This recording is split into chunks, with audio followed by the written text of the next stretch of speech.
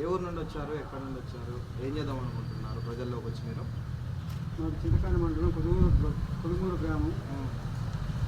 కొడుమూరు గ్రామం నుంచి నేను గత 2 దఫాలుగా ఎమ్మెల్యేగా పోటీ చేశాను. ఈసారి జనంలోకి 3వసారి వచ్చాను. మీరు జనాలకు వచ్చిన తర్వాత ఏం చేద్దాం అనుకుంటున్నారు? ఉద్యమం సాధించారు. నేను ఇప్పటి నుంచి కాదు, 1990 నుంచే తెలంగాణ ఉద్యమం కోసం కేసీఆర్ కంటే ముందు నుంచే ప్రతి కళాశాలలో ప్రతి గ్రామంలో తిరిగి తెలంగాణ ఆవశ్యకత ఎందుకు అవసరం, మనకి ఆంధ్ర పాలకులు మనం ఏ విధంగా దోచుకున్నారనే ఉద్దేశం మీద జనాల్లో అవేర్నెస్ కోసం 1999 నుంచి కేసీఆర్ కంటే ముందు నుంచే ఉద్యమంలో ఉన్నాను. ప్రతి కళాశాలలో వెళ్ళి ప్రొఫెసర్ కాసిం, నేను కొంతమంది వెళ్ళి ప్రతి ఒక్కరిని అవేర్నెస్ తీసుకొచ్చి చాలా చైతన్యపరిచి తెలంగాణ దేశంలో జాయిన్ అయ్యి నేను ఉస్మానియా యూనివర్సిటీ నుంచి పనిచేశాను. కేసీఆర్ కంటే ముందు నుంచి నేను ఉద్యమంలో పాల్గొన్నాను. అందుకే నేను చెప్తున్నాను, తెలంగాణ ఉద్యమంలో నేను చాలా ఫైట్ చేశాను. మీరు ఉన్నత విద్యలు చదువుకున్నారు కదా, రాజకీయాల్లోకి రావాలని ఎందుకు అనిపించింది? రాజకీయ విద్యలు రావడం కాదు, నేను ఇంటర్మీడియట్ నుంచి ఎస్ఎఫ్ఐలో పనిచేశాను, ఎన్నో ఏళ్ళుగా పనిచేశాను. ఇంజనీరింగ్ కాలేజ్, వాసవి ఇంజనీరింగ్ కాలేజ్లో నేను ఇంజనీరింగ్ చదివి అక్కడ కూడా అనేకమైన పిల్లలు ఎస్సీ ఎస్టీ బీసీ పిల్లల కోసం స్కాలర్షిప్స్ కోసం ఎన్నో ఉద్యమాలు చేసి ఎస్సీ ఎస్టీ పిల్లలు బీసీ వాళ్ళు ఇబ్బందులు పడుతుంటే వాళ్ళ కోసం ఒక సోషల్ వెల్ఫేర్ రాష్ట్ర చంద్రబాబు నాయుడు గవర్నమెంట్ 1998లో నేను కొత్తనాడు గవర్నమెంట్ తోటి ఒక రాష్ట్ర ఎస్టాబ్లిష్ చేశాను. ఈరోజు నా పేరు చెప్పుకొని కొన్ని 100 మంది పిల్లలు ఈరోజు చదువుకుంటున్నారు. అంతేకాకుండా మన కొద్దిమూరు గ్రామం నుంచి మొదటి నియోజకవర్గం నుంచి సుమారుగా 2000 మంది పిల్లలకు గురుకుల పాఠశాల సీట్లు ఇప్పించాను. అనేక మందికి ట్రీట్మెంట్ హైదరాబాద్లో చేపిస్తున్నాను. మీరు 2000 మందికి సీట్లు ఇప్పించిన స్టూడెంట్స్ అని చెప్తున్నారు. ఆ 2000 మంది కుటుంబాలు మీకు సహకరించేటట్టు సరిగా 2000 మందికి కుటుంబంలో నాకు ఓట్లు పడతాయి. ఒక కుటుంబంలో ఒక 5 చొప్పులు వేసుకున్నా కానీ 10,000 ఓట్లు నాకు 10,000 ఓట్లు పడతాయి అంటారు. పడతాయి నాకు కంపల్సరిగా.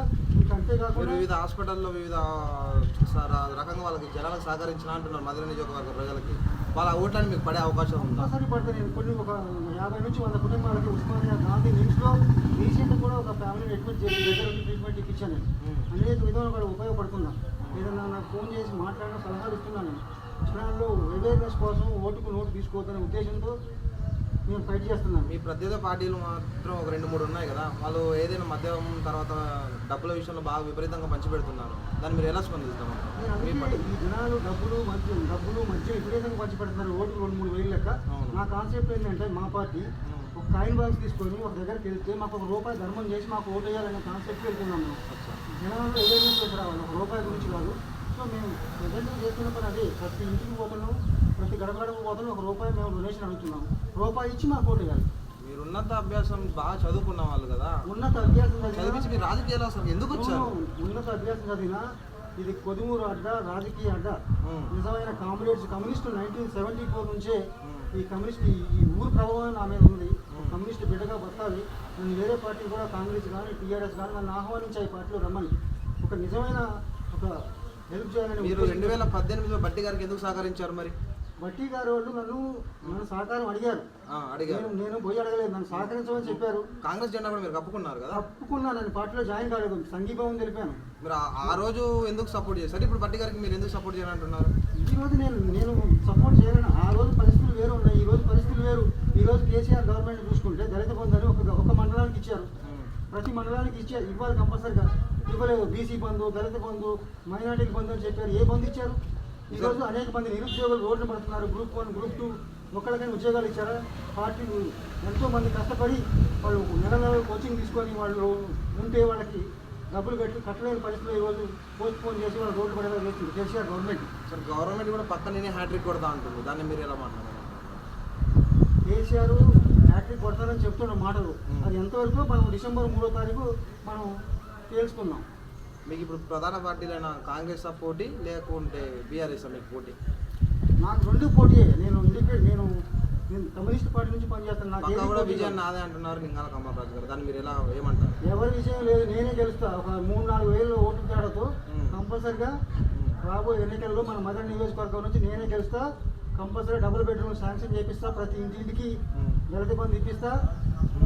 ఇంకా అంతేకాకుండా Telangana communist party of India సభ్యులు గ్రౌండ్ వర్క్ ఎలా నడుస్తుంది? తెలంగాణ కమ్యూనిస్ట్ పార్టీ అనేది సిపిఎం తెలంగాణకు సపోర్ట్ చేయలేదు. మేము ఎంతో తెలంగాణ ఆశిస్తూ పనిచేస్తున్నాము.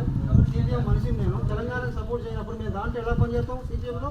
అందుకే 2009లో టీసీపీఐ 2009లో రిజిస్ట్రేషన్ చేసుకొని మేము ఇప్పుడు 15 నియోజకవర్గాల్లో మేము పోటీ చేస్తున్నాం టీసీపీఐ నుంచి. ఒకవేళ తర్వాత మీరు ఎమ్మెల్యేగా గెలిచారనుకోండి, నియోజకవర్గాన్ని ఏ విధంగా సేవలు అందిస్తారు? నియోజకవర్గానికి ముఖ్యంగా మదర్ నియోజకవర్గంలో బోనకల్లి రోడ్డు అనేది బాగు చేస్తాను. మదర్ లెదర్ పార్క్ అనేది కంపల్సరీగా పెండింగ్లో ఉంది, అది ఓపెన్ చేస్తాను. ఇంకా చాలా సేవలు చేసే ఉన్నాయి. డబుల్ బెడ్రూమ్ ఇల్లు ప్రతి గ్రామానికి ఇస్తాను నేను. అంతేకాకుండా దళిత బంధు ఒక్క చింతకాని మండలానికి కాదు, ప్రతి మండలానికి శాంక్షన్ అయ్యే విధంగా. ఎమ్మెల్యే గెలిచిన తర్వాత మదర్లో ఉంటారా, హైదరాబాద్ వెళ్ళిపోతారా? నేను ఎమ్మెల్యే గెలిస్తే మదర్లోనే స్థానికంగా ఉంటూ హైదరాబాద్ ఏదైనా పనులు పోయి వస్తాను. జనాల్లో ఏంది ఎలక్షన్ టైంలోనే కనపడతాం, మిగతా టైంలో కనపడతాను. నేను హైదరాబాద్ నుండి సేవ చేస్తున్నాను, మదర్ హెల్ప్లైన్ అనే సేవ మీద చేస్తున్నాను. జనాలు అలా అనుకోవట్లేదు కదా, ఆయన హైదరాబాద్లో ఉండేటాన్ని ఎలక్షన్ టైంకి వస్తుండో కనపడుతుండో, ఓట్లు అడుగుతుండో, వెళ్ళిపోతున్నాడు. పాఠశాల సీట్లు 2000 మంది మదర్ నియోజకవర్గం వాళ్ళు 2000 మందికి 2000 మందికి ఇప్పించినాను. నేను ప్రతి సంవత్సరం ప్రతి గ్రామ ప్రజలకు లెటర్ రాస్తాను. లెటర్ రాసి వాళ్ళు అవేర్నెస్ చేసుకొచ్చి నోటిఫికేషన్ దగ్గర నుంచి రిజల్ట్ దగ్గర నుంచి ఎగ్జామ్ దగ్గర నుంచి ప్రతి డేట్ నేను ఫోన్లో కాంటాక్ట్ అయ్యి వాళ్ళు జాయిన్ చేయించాను. సుమారుగా 2000 మంది. 2 సార్లు కూడా మీరు మిస్ అయింది, ఈసారి ఎలా దాన్ని ఫైట్ చేద్దాం అనుకుంటున్నారు? చాలా సీరియస్ తీసుకున్నాను నేను. అందుకే ప్రతి పాంప్లెట్ డోర్ టు డోర్ మేము చేసేటువంటి మా ఆశయాలు, మా అంబేద్కర్ ఆశయాలకి అనుకూలంగా మా టీసీపీఐ పనిచేస్తుంది. ఆయన సిద్ధాంతంలోనే మేము నడుస్తున్నాము. ప్రతి ఇంటింటికి మేము పాంప్లెట్. 5 మండలాల్లో ప్రచారానికి వెళ్ళారు కదా, జనాలు ఎలా స్పందిస్తున్నారు? చాలా సీరియస్ స్పందిస్తున్నారు నాకు.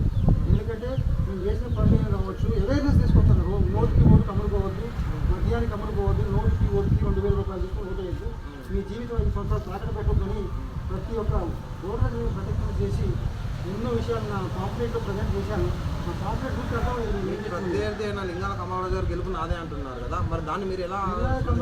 ఆయన నాకు గెలుపు నాదే అంటారు, బట్టి గారు నాకు గెలుపు నాదే అంటారు.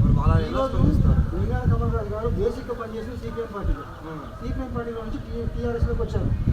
సిపిఎం అభిమానులు వాళ్ళు ప్రాణం తీసుకున్నా ఓటు మార్చేయరు, అటు ఓటు చేయరు. సిపిఎం అభిమానాలు అంటారు. అదే అభిమానంతో 3 సార్లు పోటీ చేస్తున్న పార్టీ మారకుండా కంపల్సరీగా సిపిఎం ఓట్లకి పడే ఛాన్స్ లేదు. ఇంకొక విషయం ఏంటంటే అక్కడ ఆంధ్ర మైగ్రేటెడ్ పీపుల్స్ 30% 20% ఉన్నారు. వాళ్ళు కమలరాజు గారికి ఓటు వేసే పరిస్థితి లేదు. బట్టి గారు 2000 నుంచి 3000 ఓట్ల మెజారిటీతో నేనే గెలుస్తున్నా, నాకు ఎవరు ప్రత్యర్థులు లేరని చెప్తున్నారు. దాన్ని మీరు ఎలా స్పందిస్తారు? వాళ్ళ గురించి చెప్పుకుంటారు, ఎవరిది వాళ్ళ గురించి చెప్పుకుంటారు. బట్టి గారు మనకి లిఫ్ట్ ఇరిగేషన్ తెచ్చారు, ఇంకా చాలా ఉన్నాయి చేయాల్సింది. బట్టి గారు కూడా చాలా చేసా అంటున్నారు కానీ బట్టి లిఫ్ట్ తీసుకొని వచ్చి, అందుకే నాకు జనం చేస్తా అంటున్నారు. ముఖ్యంగా మన గ్రామానికి బట్టి గారు లిఫ్ట్ ఇరిగేషన్ ప్రాజెక్ట్ తీసుకొచ్చారు. అదేవిధంగా కమలరాజు గారు ఇలా మాట్లాడుతున్న బట్టి గారికి సపోర్ట్ చేస్తున్నట్టే ఉందండి. సపోర్ట్ లేదు, ఏం లేదు, ఎవరికి సపోర్ట్ కాదు. మరి లిఫ్ట్ ఇరిగేషన్ తెచ్చారని వాళ్ళ గురించి మీరు అమ్ముడు పోయారా? అలాంటి పని నాకు ఎప్పుడు 2014లో నేను అమ్ముడుకోలేదు, 2018లో కూడా నేను అమ్ముడుకోలేదు. 2014లో కూడా నాకు చాలా ఆఫర్స్ వచ్చినాయి డబ్బు విషయంలో. 2014 మన ఖమ్మం ఎంపీ పొంగులేటి శ్రీనివాసరెడ్డి గారు మీరు పర్సనల్గా పిలిచి మాట్లాడినట్టు మీరు అమ్ముడుపోయినట్టు. నేను అమ్ముడుకోవడం నా జీవితంలో కాంపిటేటివ్ అమ్ముడుకోడు, నిజమైన కమ్యూనిస్ట్ అమ్ముడుకోడు. 2014 పొంగులేటి శ్రీనివాసరెడ్డి లేదు లేదు కలిశాడు నాకు. ఎందుకు వెళ్ళి కలిశారు? నేను కలవలేదు, నన్ను ఆయన కలిసి రోడ్డు మీద సీక్రెట్ కలిశారంట. లేదు నేను కలవలేదు. అదే 2018 మళ్ళీ బట్టి గారిని కలిశారంట. బట్టి గారు నాకు సపోర్ట్ చేయమని అడిగారు. కొన్ని తప్పని పరిస్థితుల్లో సమీకరణలో మా పార్టీ వాళ్ళని సంప్రదించి సంఘీభావం తెలిపాను.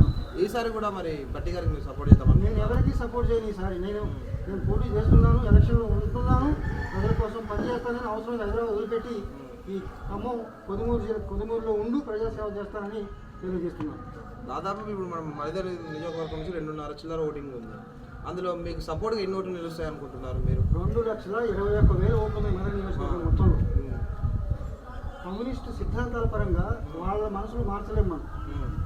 మాది కూడా సిపిఎం పార్టీలో ఒక భాగమే, అంతర్భాగమే. సో మా సిద్ధాంతాలు, మా ఆశయాలు, నోటు అమ్ముకోవద్దు, ₹1 ఇచ్చి మాకే ఓటు అనే కాన్సెప్ట్తో జనాలు అవేర్నెస్ తీసుకొస్తున్నాను. ఈ అవేర్నెస్ తోటి నాకే ఓట్లు వేస్తారని నేను ఆశిస్తున్నా. ఇప్పుడు బీఆర్ఎస్ కానీ కాంగ్రెస్ కానీ అంబేద్కర్ బొమ్మని వాళ్ళ పాంప్లెట్ మీరు ఎందుకు వేశారు? మా సిద్ధాంతాలు అనుకూలంగా, అంబేద్కర్ ఆశయాలకు అనుకూలంగా టీసీపీఐ మేము నిర్మాణం చేసాం. కాంగ్రెస్కి బీఆర్ఎస్కి లేదా? వాళ్ళకున్న వాళ్ళు ప్రజల్లో తీసుకురావట్లేదు. మేము అంబేద్కర్ ఐడియాలజీతో ముందుకెళ్తున్నాం. అందుకే మా పాంప్లెట్లో కానీ మా ఫ్లెక్సీలో కానీ అంబేద్కర్ గారి ఫోటో పెట్టుకుంటున్నాం మేము. ఒకవేళ మీరు ఎమ్మెల్యే గెలిచిన తర్వాత నియోజకవర్గం ఏ విధంగా సేవలు అందిద్దాం అనుకుంటున్నాను? చెప్పాను కదా, ఇప్పుడు దళిత బంధు ప్రతి గ్రామానికి వచ్చేలాగా ప్రయత్నం చేస్తాను. డబుల్ బెడ్రూమ్ ప్రతి ఊరికి, ప్రతి పేదవాళ్ళకి. అదేవిధంగా ఆర్టీసీ నిలబడిన ఓసీ వాళ్ళు ఉన్నారు, వాళ్ళ కోసం నేను అన్ని విధాలుగా సహకరించి వాళ్ళ కోసం ఏ విధంగా కొట్లాడి నేను ముందుగా చేస్తానని బోనకల్లి రోడ్డు ముఖ్యంగా బాగు చేస్తాను. అదే ఇప్పుడు మిగతా ఎంపీలు కానీ మినిస్టర్ గారు వాళ్ళు వచ్చి మళ్ళీ మిమ్మల్ని మాట్లాడదామని అంటున్నారు, దాన్ని మీరు ఏమన్నా చూపిస్తారా? నేను ఎలాంటి డబ్బులకి ప్రలోభాలకి లొంగిపోను. నీతిగా నిజాయితీగా కమ్యూనిటీ సిద్ధాంతాల కోసం కష్టపడి భారత జ్యోతి అవార్డు గ్రహీత నేను. అవును. అలాంటి ప్రలోభాలకు లొంగను. నీతిగా నిజాయితీగా ఎలక్షన్లో పోటీ చేస్తున్నా. ప్రజల్లో ఉన్నా నేను గుండెల్లో. మీ ఎమ్మడి తిరిగే వాళ్ళని కూడా భయభ్రాంతులకు గురి చేస్తున్నట్టు తెలిసింది కానీ మీరు ఏమంటారు? మీ ఎమ్మడి తిరుగుతారు కదా, వాళ్ళందరూ కూడా భయభ్రాంతులకు గురి చేసి మీ ఎమ్మడి తిరగకుండా ఆపుతామంటున్నారు. ఎందుకంటే వాళ్ళకి ఓటింగ్ భయం ఏమైనా పట్టిందంటారా? ఓటింగ్ భయం పట్టింది లేదని నేను చెప్పట్లేదు. అక్కడ ఉన్నదే కదా మన విలేజెస్లో మన విలేజెస్ని ఏదో సిచ్యువేషన్ ఉంది. భయభ్రాంతులకు గురి చేసి తిరగకుండా చేస్తున్నారు. నాకు మెదడులో ఆటోలు తిరిగి ఆటోలు కూడా నాకు తిరగకుండా వాళ్ళకి ఓటింగ్ భయం పట్టిందంటారు? ఏదో విధంగా ఆటోలు కూడా తిరగకుండా చేస్తున్నారు. మీరు ఏదైనా రూమ్ తీసుకుంటారా, రూమ్ క్యాన్సిల్ చేస్తున్నారు. మీకు ఏ విధంగా భయభ్రాంతులకు గురి చేస్తున్నారు? లాడ్జీలో 2 రూములు తీసుకుంటే ఆ లాడ్జీ రూమ్ వేయటం కూడా చేశారు. నాకు లాడ్జీ మరి ఎవరు చేస్తున్నారు? నేనంటే వీళ్ళు లేనప్పుడు నా గురించి ఎందుకు టార్గెట్ చేస్తున్నారు అర్థం కాదు. విజయం అనేది మీదే అంటారు. కంపల్సరీ నిజం నాదే. 2 నుంచి 3,000 రూపాయలు 3,000 ఓట్లతో నేను గెలుస్తున్నాను. ఓకే.